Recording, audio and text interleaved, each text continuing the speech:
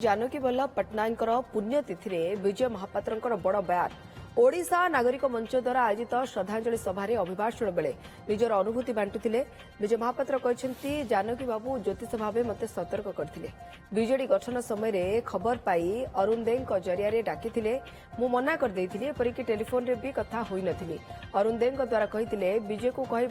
दल गढ़ू किंतु निजे गढ़ू ओडिशा नेता नहीं दल गढ़ा भी परामर्श देते नवीन दिल्ली रे थाऊ सी आसिले मोर बड़ क्षति होगा नहीं जानकी वल्लभ कहते विजय महापात्र। जानकी वल्लभ पट्टनायक कहले विजय कौन दल फल कर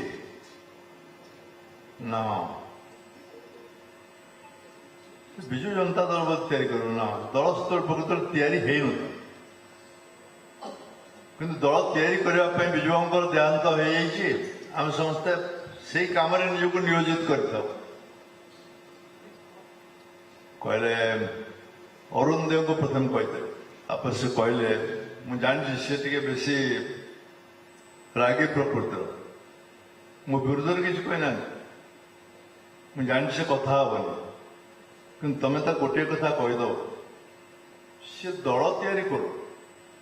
विरोधी दल तैयारी कर दल तैयारी कर मोर सहित किसी प्रतिवाद करार ना कि गोटे कथा कहीदेव से दल तैयारी करू से निजे दल तैयारी करू से कहीं से नवीन पट्टनायक